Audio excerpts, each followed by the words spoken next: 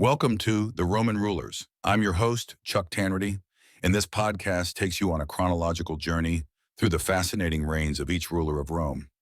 Today, we journey back to the origins of Rome and delve into the extraordinary tale of its legendary founder and first king, Romulus.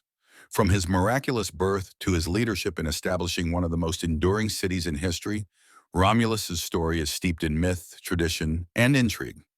Born in Alba Longa, Romulus and his twin brother, Remus, were said to be the sons of Rhea Silvia and the god Mars, giving them divine lineage. Their grandfather, Numitor, had been deposed by his brother, Romulus, who condemned their mother to remain a virgin by making her a Vestal priestess. When she gave birth to the twins, Romulus ordered their deaths. However, fate intervened.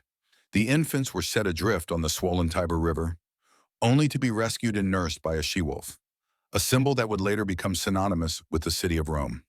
Eventually, they were found and raised by a shepherd named Faustulus and his wife, Acca Larentia, who became mother figures to the legendary twins.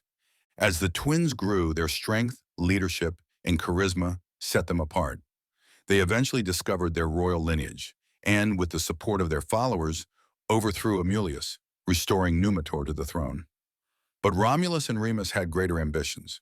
They set out to establish a city of their own near the Tiber River, at the site of their miraculous rescue. A disagreement arose over where the city should be built. Romulus favored the Palatine Hill, while Remus preferred the Aventine Hill. According to legend, they sought omens to decide. Remus claimed victory after sighting 6 vultures, but Romulus countered with a flight of 12 over the Palatine. The rivalry escalated, and in the ensuing conflict, Romulus killed Remus. This act of fratricide marked the founding of Rome on April 21st, 753 BC, a date celebrated annually as Perilia in Roman tradition. Romulus then began the monumental task of organizing the new city. He established legal, political, and social institutions, dividing the populace into 3 tribes, Ramnes, Titienses, and Lucares, to streamline governance and military organization. He also created a senate composed of 100 noblemen, known as patres, the ancestors of the Roman patrician class. Romulus's asylum on the Capitoline Hill provided refuge to fugitives, slaves, and outcasts, fostering a diverse and rapidly growing population. However, the city faced a critical problem: a lack of women. Romulus devised a daring and controversial plan to address this. He invited neighboring communities, including the Sabines, to a grand festival featuring games and celebrations.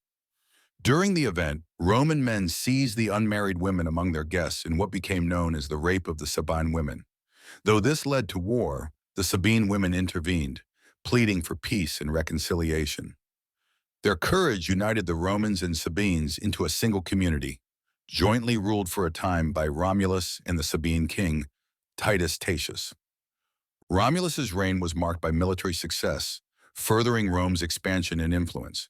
He triumphed over nearby cities such as Fidenae and Veii, solidifying Rome's position as a regional power. His victories included the capture of Spolia Epima, the spoils taken by a general who personally killed an enemy commander in battle, which Romulus dedicated to Jupiter Feretrius. After ruling for 37 years, Romulus's life ended in mystery. Ancient accounts suggest he disappeared during a violent storm on the Campus Martius. Some believed he was taken up to the heavens by his father Mars, becoming the god Quirinus. Others speculated he was murdered by senators who feared his growing power. Regardless of the truth, Romulus's legacy endured. His deification and association with Quirinus made him a symbol of Rome's divine favor and strength. Romulus not only founded the city, but also set the stage for the traditions and values that would define the Roman Empire for centuries. His story, while steeped in myth, reflects the resilience, ambition, and ingenuity of the Romans themselves. Thank you for joining us on this inaugural episode of Roman Rulers. Please like, subscribe, and tune in tomorrow as we explore the reign of Numa Pompilius, the second king of Rome, known as the architect of many of Rome's religious traditions. I'm Chuck Tanraty, and until next time, Val.